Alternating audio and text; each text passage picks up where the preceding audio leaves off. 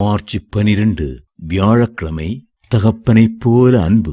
பாலகனை தகப்பன் சுமந்து கொண்டு போவது போல. எண்ணாகமம் 11:12. நம் அருமை ஆண்டவர் நமக்கு ஒரு அன்புள்ள அருமையான தகப்பனாக இருக்கிறார். என்றென்றைக்கும் அவர் நம்முடைய தகப்பனாய் இருக்கிறதினாலே அவர் நம்முடைய நித்திய பிதா என்றும் அழைக்கப்படுகிறார். ஏசாயா 9:6. நித்திய பிதா என்றால் என்ன அர்த்தம்? நேற்றும் இன்றும் என்றென்றும் பிதா என்றுதான் அர்த்தம்.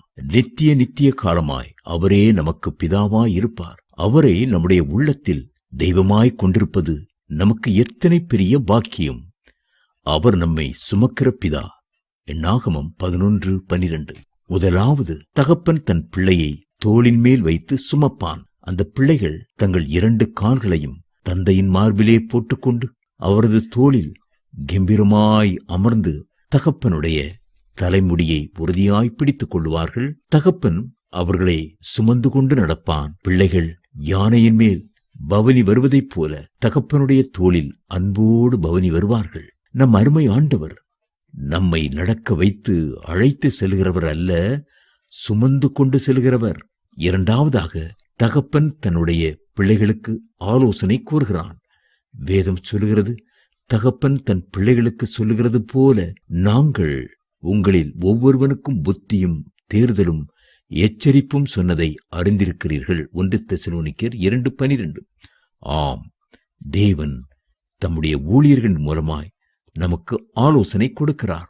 வேத வசனங்கள் மூலமாய் ஆலோசனை கொடுக்கிறார்.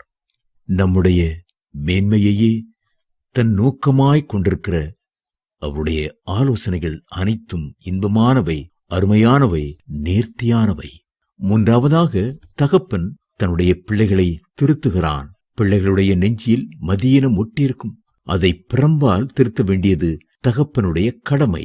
வேதம் சொல்லுகிறது, தகப்பன் தான் நேசிக்கிற புத்திரனை சிட்சிக்கிறது போல கர்த்தரும் எவனிடத்தில் அன்பு கூறுகிறாரோ அவனை சிட்சிக்கிறார். நீதிமொழிகள் 3:12.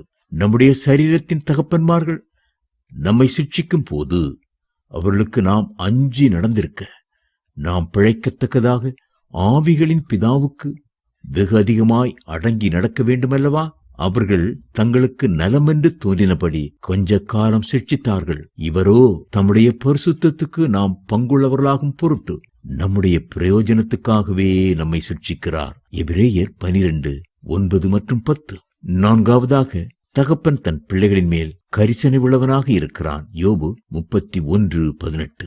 உலக பிரகாரமான தகப்பன்மார் தங்கள் பிள்ளைகளின் நலனிலே அதிக அக்கறை உள்ளவர்களாகவும் அவர்களுடைய எல்லா தேவைகளையும் சந்திக்கிறவர்களாகவும் இருக்கிறார்கள். தேவ பிள்ளைகளே, நம்மேல் அன்புள்ள பரமபிதா அதிகமாய் நம்மேல் கரிசனை உள்ளவராகவும் இருக்கிறார். கர்த்தரை நித்திய பிதாவாக கொண்டிருப்பது எத்தனை பெரிய பாக்கியம். தகப்பன் தன் பிள்ளைகளுக்கு இறங்குகிறது போல கர்த்தர் தமக்கு பயந்தவர்களுக்கு இறங்குகிறார். சங்கீதம் 103:13.